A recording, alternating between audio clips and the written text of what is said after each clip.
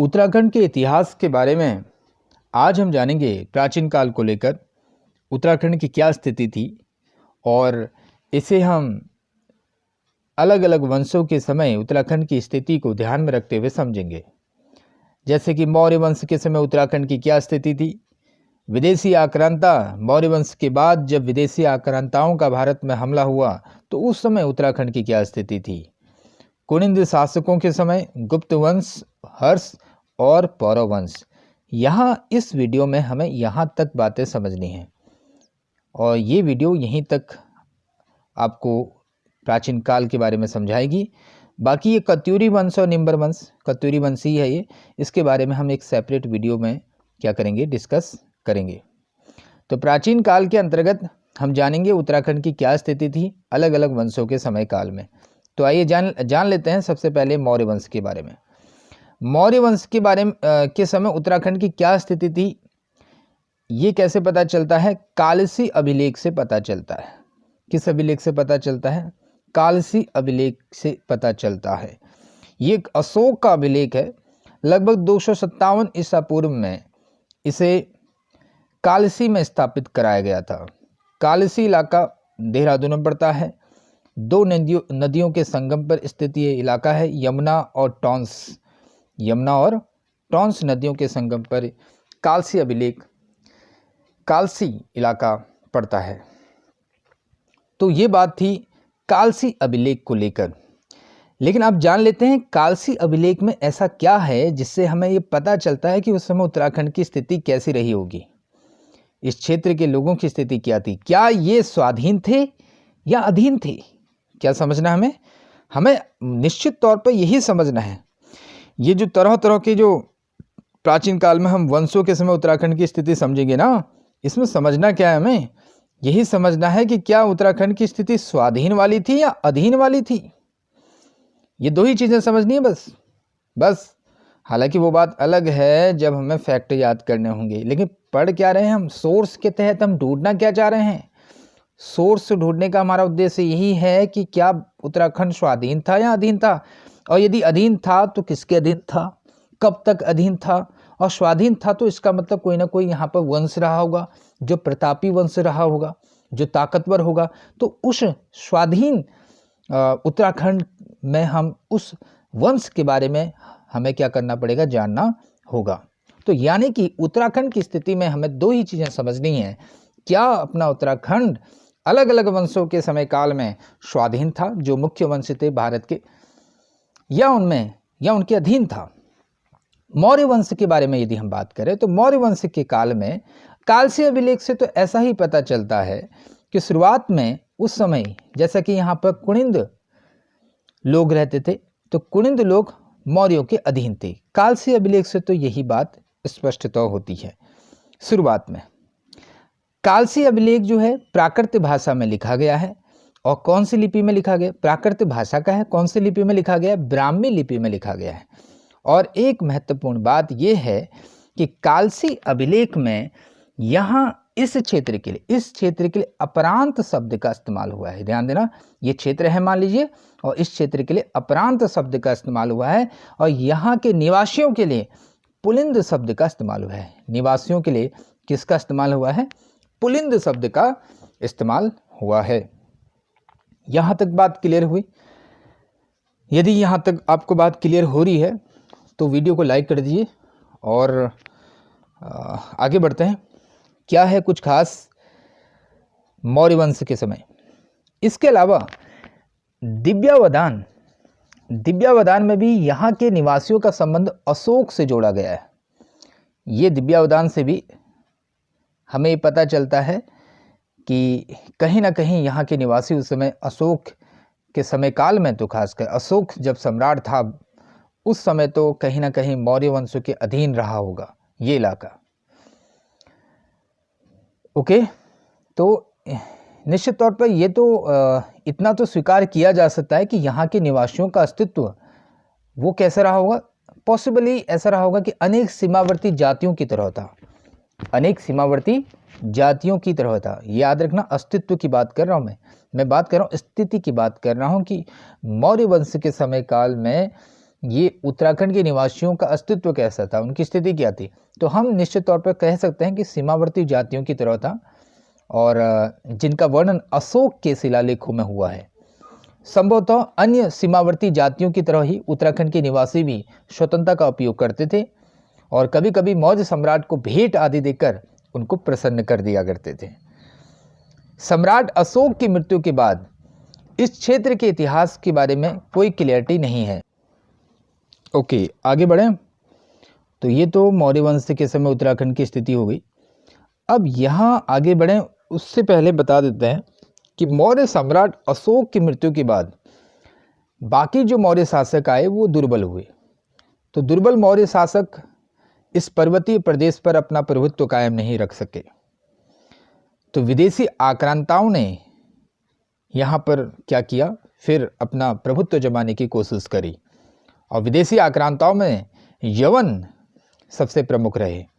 यवन विदेशी आक्रांताओं के अंतर्गत हम पढ़ेंगे यवन, शक, पहलव और कुषाण। इनके समय भारत उत्तराखंड की स्थिति क्या थी। तो विदेशी आक्रांताओं में सबसे प्रमुख कौन रहे, यवन रहे।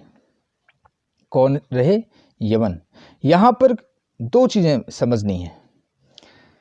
यवनों में एक प्रमुख राजा था मिनांडर।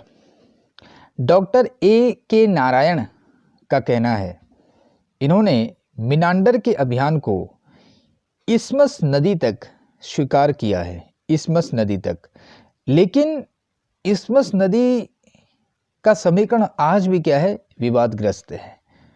तो ये बात याद रखना आप कि डॉक्टर A.K. नारायण ने ये समझाने की कोशिश हो रही है मेरे द्वारा कि विदेशी आक्रांताओं के समय उत्तराखंड की स्थिति क्या थी, लेकिन इतिहासकारों के बीच मतभेद रहा है, तो उसी मतभेद को हमें समझना होता है। तो डॉक्टर A.K. नारायण कह रहे हैं, डॉक्टर A.K. नारायण के अनुसार कि मिनांडर का ये जो अभियान चला था भारत पर कब्जा करने का, अलग अलग इलाकों पर जो हमले हुए, तो वो अभियान इस्मस नदी तक हुआ था। लेकिन इस्मस नदी कौन सी नदी है, इसको लेकर विवाद है। इसके अलावा राहुल सांकृत्यायन इनका शोध कहता है कि जोशीमठ और पांडुकेश्वर के मंदिरों पर ग्रीक कला का प्रभाव दिखाई देता है।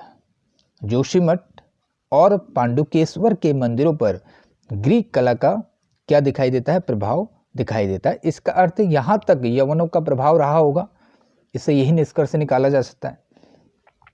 इसके अलावा जो विदेशी आक्रांता थे उनमें शक, पहलव और कुषाण आते हैं। हम बात करेंगे शकों की। किसकी बात करेंगे, शकों की। तो शकों ने क्या किया, कुमाऊं क्षेत्र में शकों के बारे में हम यहाँ जान लेते हैं। ये देखिए, तो क्या शकों ने उत्तराखंड क्षेत्र में अपना शासन किया होगा, तो ये कैसे पता चलता है, ये पता चलता है कि कुमाऊं क्षेत्र में शक संवत का प्रचलन, इससे पता चलता है। कुमाऊं क्षेत्र में किस संवत का प्रचलन रहा है, शक संवत का प्रचलन रहा है। इसके अलावा यहाँ जो सूर्य मूर्तियां हैं और मंदिरों की जो उपस्थिति है, उससे भी इस क्षेत्र में शकों के अधिकारों की पुष्टि हो जाती है। जैसे कि कटारमल का सूर्य मंदिर। कटारमल का सूर्य मंदिर कहाँ है, ये अल्मोड़ा में है।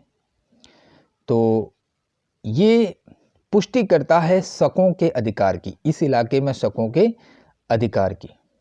ओके, शकों के बाद जो अगला विदेशी आक्रांता यहाँ पर आए अगले, वो थे कुषाण।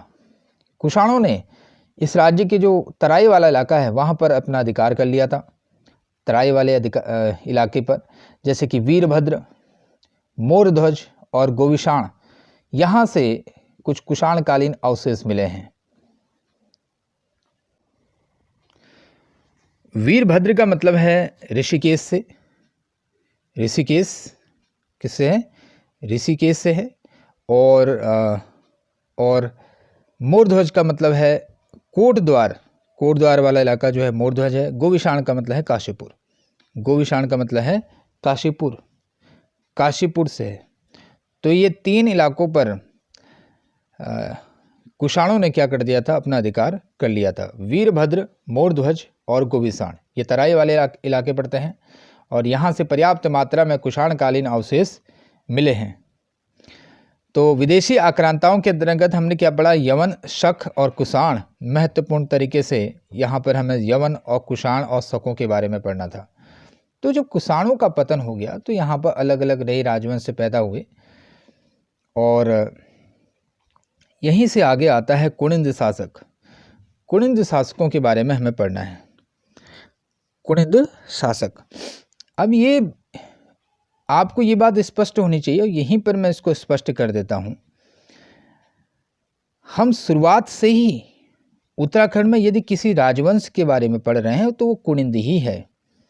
याद करिए, जब मैंने आपको आद्य ऐतिहासिक काल पढ़ाया था तो उस समय काल में महाभारत के वन पर्व के अनुसार कि कुनिंद राजा था, एक पुलिंद राजा या कुनिंद राजा, शुबाहु। कौन था? शुबाहु था ना, इसका नाम आपने आदि ऐतिहासिक काल में पढ़ा था। तो यही राजवंश आगे चलता आ रहा है, लगातार चलते आएगा। अभी यहाँ पर आगे फिर और आगे आएगा, तो इसी की अलग अलग शाखाएं बनेंगी और यही राजवंश के जो शाखाएं हैं वो आगे पनपते रहेंगी, जनरेशन टू जनरेशन आगे बढ़ते रहेंगे। कभी इसमें बिखराव आएगा और कभी फिर से क्या हो जाएगी, उभर जाएगी। तो यहाँ पर फिर से कुनिंद शासक आ गए। तो यहाँ पर बात आ रही अमोघ भूति की। कुनिंद शासकों में सबसे शक्तिशाली शासक था अमोघ भूति। कौन था? अमोघ भूति। और इसकी जो मुद्राएं हैं वो अपोलोडोटस के साथ मिली हैं। अपोलोडोटस, यवन सम्राट अपोलोडोटस की 30 मुद्राओं के साथ अमोघ भूति की मुद्राएं मिली हैं। ओके, तो ये भी याद रखें आप। इसके अलावा इसकी मुद्राओं में ये शब्द आता है राज्ञः कुनिंदसः अमोघ भूतिस् महरजस। तो ये भी उत्कीर्ण है इसकी मुद्राओं में, राज्ञः कुनिंदसः अमोघ भूतिस् महरजस। आगे हम पढ़ेंगे इसमें अल्मोड़ा के कुनिंद शासकों के बारे में। अल्मोड़ा के कुनिंद शासकों के बारे में। अच्छा, ये जो मुद्राएं मिली हैं, ये अपोलोडोटस के साथ जो मुद्राएं मिली हैं, तो उसमें कन्निंघम का अपना एक विचार है। कन्निंघम के अनुसार ये जो अमोघ भूति का टाइम पीरियड उसने बताया है वो 150 ईसा पूर्व का बताया है। कन्निंघम ने 150 ईसा पूर्व को स्वीकार किया है। तो इस तरीके से अपोलोडोटस के साथ कुनिंद नरेशों की मुद्राओं का मिलना ये इस संभावना को पुष्टि करता है कि यवन सम्राट अपोलोडोटस की मृत्यु के बाद अमोघ भूति ने अपने साम्राज्य की स्थापना की। तो ये वर्ड तो आपको, ये लाइन आपको पता होनी चाहिए अच्छी तरह। इसके अलावा अब हम पढ़ेंगे अल्मोड़ा के कुनिंद शासक। अल्मोड़ा से इस वंश की 4 मुद्राएं प्राप्त हुई। इस वंश की क्या हुई? 4 मुद्राएं। अब यहाँ पर डाउट हो सकता है कि ये कुनिंद शासक जहाँ तहाँ से शासन क्या कर रहे हैं। जी हाँ, इनका जो इलाका था ये अलग अलग टुकड़ों से शासन किया करते थे। सपोज दैट कुछ जोशीमठ से तो कुछ कहीं इलाके से, तो अल्मोड़ा के भी कुनिंद शासक थे। तो अल्मोड़ा से इस वंश की 4 मुद्राएं प्राप्त हुई हैं। ध्यान देना, अल्मोड़ा से इस वंश की कितनी मुद्राएं मिली हैं? 4 मुद्राएं मिली हैं, जिससे 4 नरेशों का पता चलता है, 4 राजाओं का पता चलता है। वो 4 राजा कौन से हैं? मृगभूति या कहें मार्गभूति, शिवदत्त, हरिदत्त और शिवपालित। हालांकि ये तो नहीं कहा जा सकता क्योंकि साक्ष्य नहीं है कि किसका क्रम क्या रहा होगा। इन साक्ष्यों का क्रमवार विवरण वो साक्ष्याभाव में कठिन है। लेकिन ऐसा प्रतीत जरूर होता है कि यवनों के पतन के बाद इन पर्वतीय शासकों ने पर्याप्त शक्ति प्राप्त कर ली थी। यवनों के पतन के बाद, याद करिए यवन आए थे ना। यवन आए थे कब? मौर्य वंश के बाद आए थे। मौर्य वंश के बाद आए थे यवन। तो यवनों का जब पतन हो गया तो उसके बाद इन शासकों ने अवश्य ही इन पर्वतीय क्षेत्रों में क्या कर लिया होगी? अपनी शक्ति प्राप्त कर ली होगी। ओके, ठीक, आगे बढ़े। तो यहाँ पर कुछ और बातें हैं। कुनिंदों का शासन उत्तराखंड में जोशीमठ, बाराहाट, गोविशान, ढिकुली आदि केंद्रों की तरह सुरघना क्षेत्र पर था। ये अलग अलग इलाके, मैंने अभी आपको बताया था कुनिंदों का उत्तराखंड में शासन जो है वो अलग अलग इलाकों में रहा है, जोशीमठ, बाराहाट, गोविशान, ढिकुली और सुरघना। लेकिन एक बात जो आपको ध्यान देनी है वो ये है कि कुनिंदों का जो मुख्य केंद्र था वो सुरघना था। क्या था? सुरघना था। याद रखें इनकी अलग अलग शाखाएं होती थी, लेकिन इनका जो मुख्य केंद्र था सुरघना, वहीं से ये क्या होती थी? नियंत्रित होती थी। तो पॉसिबली ये लगाया जाता है कि संभवतः कि यहाँ पर एकात्मक शासन व्यवस्था रही होगी, संभवतः ये एकात्मक शासन व्यवस्था में बंधे थे। तो ये भी काफी इंपॉर्टेंट है। आगे हम पढ़ेंगे गुप्त वंश के समय उत्तराखंड की क्या स्थिति थी। अच्छा, एक बार फिर से फ्लैशबैक करते हैं। मौर्य वंश के समय हम कह सकते हैं कि उत्तराखंड की स्थिति अधीन वाली थी, हालांकि कुछ रूप से वो स्वतंत्रता का इस्तेमाल करते थे। इसके अलावा उसके बाद विदेशी आक्रांताओं के समय, हालांकि इस बात में निश्चित तौर पर नहीं कहा जा सकता है कि यवनों ने वहां पर शासन किया होगा, लेकिन राहुल सांकृत्यायन का मानना है कि पांडुकेश्वर और पांडुकेश्वर के मंदिरों में, जोशीमठ के मंदिरों में ग्रीक कला का प्रभाव दिखाई देता है। तो यहाँ से हम कह सकते हैं कहीं ना कहीं यवनों का प्रभाव रहा हो, लेकिन निश्चित तौर पर वहाँ पर हम एक सटीक निष्कर्ष तक नहीं पहुँच सकते कि यवनों ने वास्तव में यहाँ पर शासन किया होगा इस इलाके पर। इसके बाद अगर हम बात करें कुषाण, जी हाँ, कुषाणों ने शकों ने यहाँ पर शासन किया, शकों ने यहाँ पर शासन किया, कुषाणों ने भी यहाँ पर शासन किया था। अब आएंगे हम कुषाणों के बाद गुप्त वंश में। गुप्त वंश के समय उत्तराखंड की क्या स्थिति थी? तो क्या कोई स्रोत मिलता है जो बता सके कि गुप्त वंश के समय उत्तराखंड की स्थिति अधीन वाली थी या स्वाधीन वाली थी? अधीन वाली थी या स्वाधीन वाली थी? प्रयाग प्रशस्ति वो स्रोत है जहां से हम पता कर सकते हैं कि गुप्त वंश के समय उत्तराखंड की स्थिति कैसी रही होगी। तो प्रयाग प्रशस्ति, ये तो शायद आपको पता ही होगा कि ये समुद्रगुप्त की प्रशस्ति है। किसकी प्रशस्ति है ये? समुद्रगुप्त की, और हरिसेन ने लिखी थी ये। समुद्रगुप्त की प्रशस्ति है, तो हरिसेन द्वारा लिखी गई है संस्कृत में प्रयाग प्रशस्ति।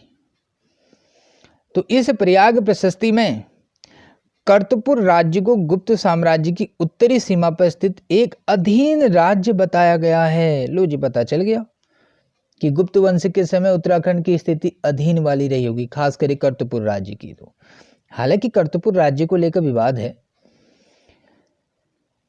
प्रयाग प्रशस्ति में जो अधीन राज्य की बात हुई है, कई प्रकार के अधीन राज्यों की बात हुई है, उसमें से कर्तपुर भी है, जहां के शासक टैक्स आदि देकर, कर आदि देकर समुद्रगुप्त को प्रसन्न करते थे। समुद्रगुप्त को क्या करते थे? प्रसन्न करते थे। तो एक साक्ष्य तो ये मिल गया जिससे यह पता चलता है कि यह उत्तराखंड की स्थिति उसमें कैसी थी? अधीन राज्य वाली स्थिति थी। इसके अलावा हम पहले यहां पर जाएंगे, छगलेश की प्रशस्ति बहुत ही इंपॉर्टेंट है जी। ये छगलेश अलग अलग किताबों में हो सकता है इसका नाम कुछ और हो, तो छगलेश है। छगलेश की प्रशस्ति से भी हमें उत्तराखंड की स्थिति यहाँ पर समझ में आती है, और बहुत महत्वपूर्ण है जी, बहुत ही महत्वपूर्ण है ये। इस प्रशस्ति में, ये प्रशस्ति मिली कहाँ है? कहाँ मिली है ये प्रशस्ति? ये प्रशस्ति कहाँ मिलती है? ये कौन से स्थान में मिली है? ये पूछा गया है। तो लाखा मंडल में मिली है। कहाँ मिली है? लाखा मंडल में। ये प्रश्न पूछा गया है। तो इस प्रशस्ति में जयदास नाम का राजा बताया गया है कि जयदास नाम का राजा कुनिंद जनपद के पश्चिमी भाग में शासन कर रहा था। ये बताया गया है छगलेश की प्रशस्ति में कि जयदास नाम का राजा, जयदास नाम का राजा कुनिंद जनपद के पश्चिमी भाग में, वेस्टर्न पार्ट्स में क्या कर रहा था? शासन कर रहा था। ये पता चलता है हमें कहाँ से? छगलेश की प्रशस्ति से। ओके, तो ये पता चल गया कि उसमें भी कुनिंद शासक थे, जैसा कि मैं आपको पहले से ही बता रहा हूँ कि शुरुआत से ही महाभारत काल या आदि ऐतिहासिक काल में यहाँ पर किसका शासन रहा है? कुनिंदों का ही शासन रहा है। उन्हीं की शाखाएं बाद में पनपती रहती हैं और अलग अलग वंशों की स्थापना होती रहती है। तो इस समय भी गुप्त वंश के समय यहाँ कौन थे? कुनिंद ही राजा थे। इसके अलावा आगे बढ़ते हैं और क्या है हमारे लिए कुछ खास।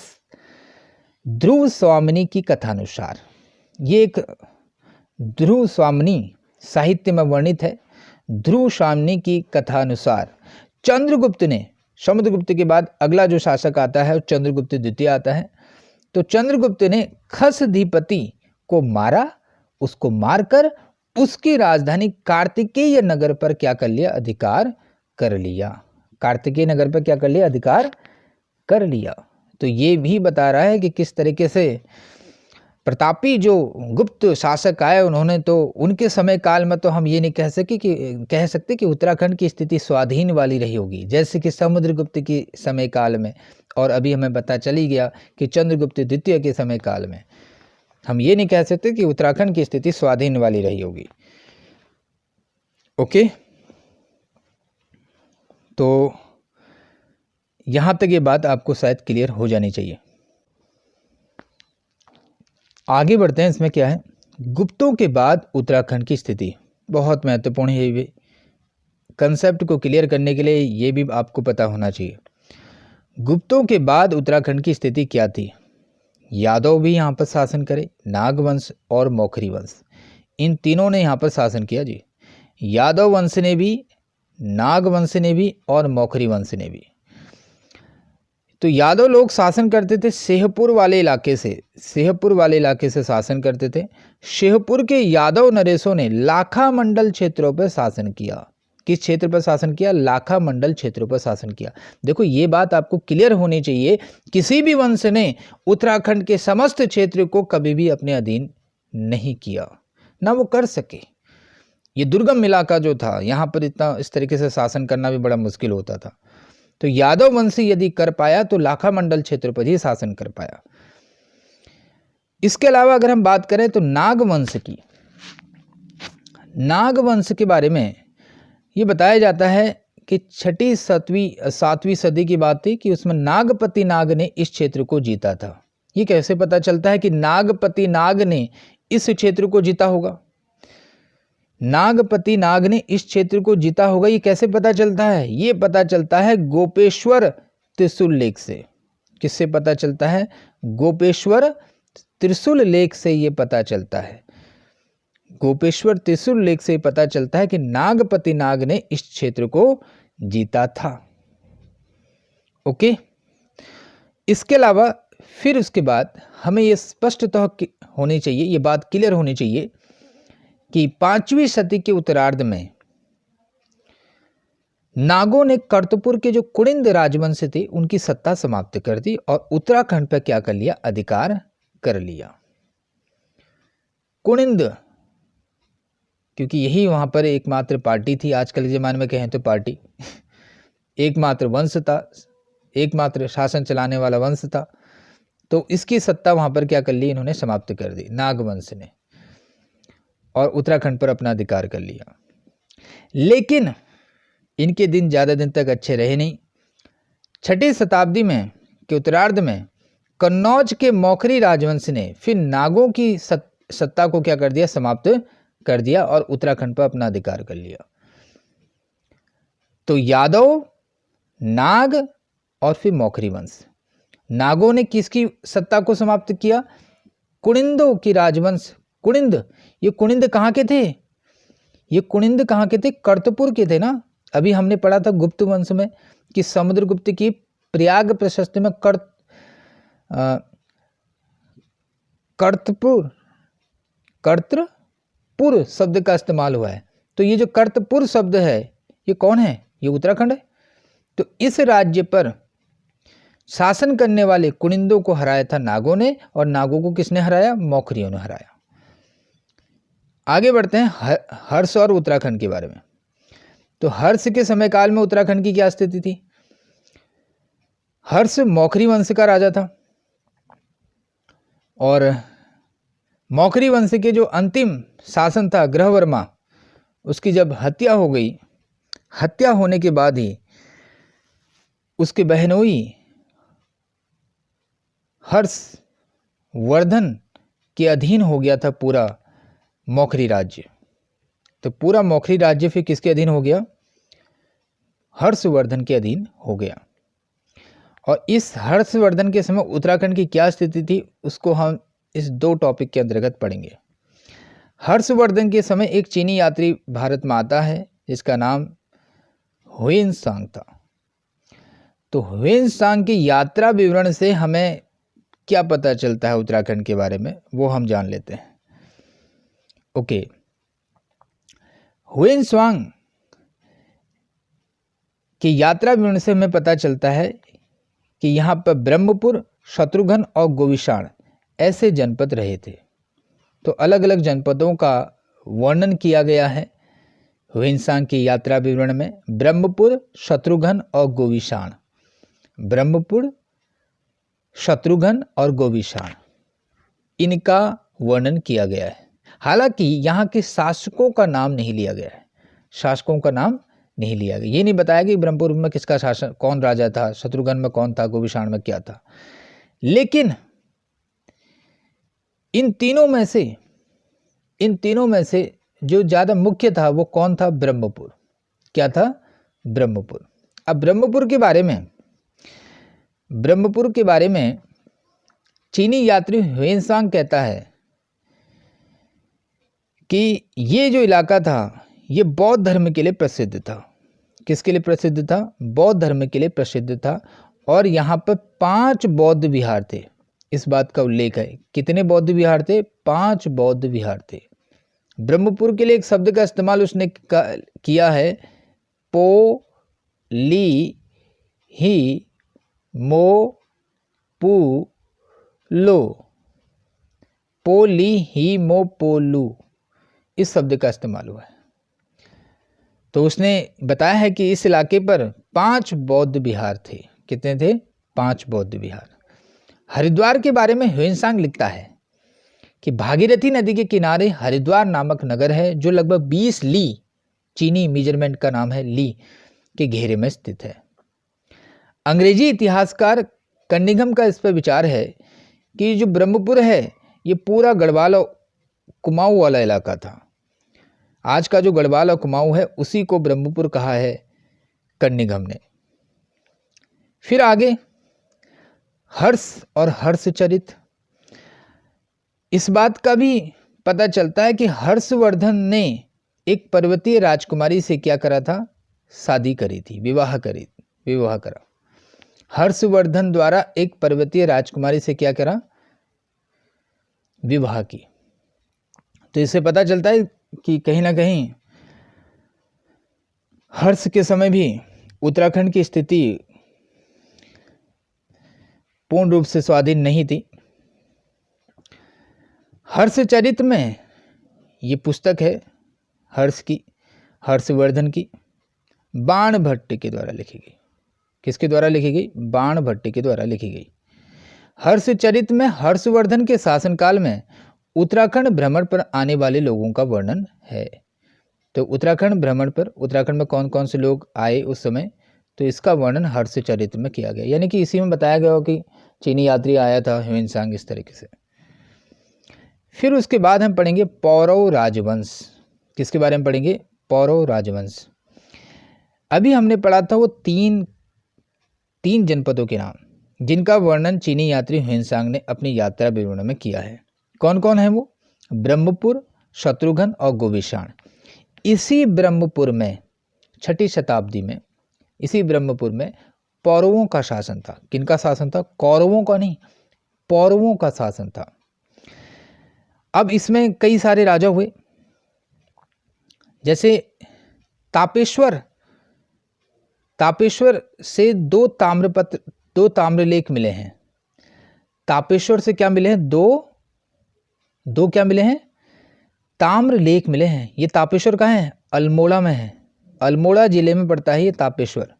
तो अल्मोड़ा जिले के तापेश्वर वाले स्थान से 2 ताम्रलेख मिले हैं और उस ताम्रलेख के द्वारा हमें पता चलता है 5 पौरव नरेशों के बारे में। ये 5 पौरव नरेशों के बारे में हमें पता चलता है। और ये 5 पौरव नरेश कौन कौन से हैं? विष्णुवर्मन प्रथम, वृषवर्मन, अग्निवर्मन, दूतिवर्मन और विष्णुवर्मन सेकंड। ये 5 पौरव नरेशों के बारे में पता चलता है तापेश्वर के ताम्रलेखों से। और ये तापेश्वर कहाँ है? अल्मोड़ा जिले में पड़ता है। कौन से जिले में पड़ता है? अल्मोड़ा जिले में पड़ता है। इसके अलावा बांसखेड़ा और मधुवन के जो ताम्रलेख हैं, ये ताम्रलेख किसके हैं? हर्ष के हैं। ये किसके हैं? हर्ष के। हर्ष के बांसखेड़ा और मधुवन ताम्रलेखों के आधार पर यह कहा जा सकता है कि पौरव नरेशों का उद्भव हर्ष की मृत्यु के बाद हुआ।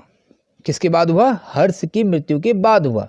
तो एक बार फिर से रिवाइज कर लेते हैं। सबसे पहले हमने मौर्य वंश के बारे में पढ़ा। मौर्य वंश के समय उत्तराखंड की स्थिति क्या थी। फिर उसके बाद विदेशी आक्रांताओं के बारे में पढ़ा, जैसे कि यवन, शक और कुषाणों के समय उत्तराखंड की क्या स्थिति थी। फिर उसके बाद हमने क्या पढ़ा? कुनिंदों के समय, कुनिंद तो ऑलरेडी यहाँ पर शासन करते ही थे। फिर उसके बाद हमने गुप्त वंश के समय उत्तराखंड की क्या स्थिति थी वो पढ़ा। फिर गुप्त के बाद जो 3 वंश यहाँ पर शासन किए उनके बारे में भी हमने पढ़ा था। कौन कौन थे वो 3 वंश? कौन कौन थे? यादव वंश, नाग वंश और मौखरी वंश। और ये जो अभी हमने पढ़ा हर्षवर्धन, ये उसी मौखरी वंश से जुड़ा हुआ था। और फिर लास्ट में हमने क्या पढ़ा? पौरव राजवंश। और पौरव राजवंश कहाँ शासन करता था? ब्रह्मपुर वाले इलाके पर। तो इस तरीके से प्राचीन काल, उत्तराखंड के प्राचीन काल को हमने यहाँ पर खत्म किया। कत्यूरी वंश के बारे में या कार्तिकेयपुर वंश के बारे में हम एक सेपरेट वीडियो पर डिस्कस करेंगे। तो मिलते हैं एक नई वीडियो में नई टॉपिक को लेकर। Good bye.